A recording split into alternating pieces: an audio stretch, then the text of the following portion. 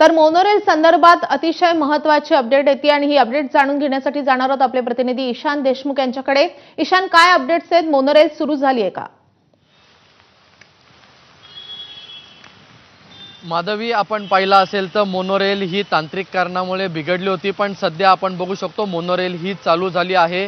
तांत्रिक जे बिघाड होता तो टेक्निशियन कडून दुरुस्त करण्यात आला आहे आणि ती आता मोनोरेल चालू झाली आहे। ती आता कारशेड मध्ये गेली आहे आणि आपण पाहिलं असेल तर जे तांत्रिक कारण होतं हे अजून समोर आलं नाहीये, पण आपण पाहिलं तर काही इकडे टेक्निशियन आले होते, त्यांनी ती मोनोरेल चालू केली आणि जी एका मार्गिकेवरची मोनोरेल चालू होती ती मार्गिका आता चालू करण्यात आली आहे आणि दुसऱ्या मार्गिका जी बंद होती, ज्या मोनोरेलमुळे बिघाडामुळे ती बंद होती, ती देखील आता मार्गिका चालू झाली आहे। त्यामुळे आता प्रवास हा सुखकर होणार आहे। मोनोरेल आता दोन्हीकडून चालू झाली आहे आणि महत्त्वाचं आपण सांगू शकतो की कपलिंग करून ही मोनोरेल घेऊन जाण्यात येणार होती, त्यासाठी दुसरी मोनोरेल आली होती, पण कपलिंग न करताच ती मोनोरेल चालू झाली। टेक्निशियननी ती मोनोरेल दुरुस्त केली। 2 तास झाले मोनोरेल ही बंद पडली होती, त्यानंतर आता मोनोरेल ही चालू झाली आहे आणि आता मोनोरेलचा प्रवास हा पुन्हा एकदा हा चालू झाला आहे। माधवी, ईशान, धन्यवाद या सगळ्या सविस्तर माहितीसाठी। तर या मोनोरेलमध्ये काही प्रवासी होते, या प्रवाशांना आता बाहेर काढण्यात आल्याची माहिती कळते आहे। बंद पडलेल्या मोनोरेलमध्ये जवळपास 17 प्रवासी होते।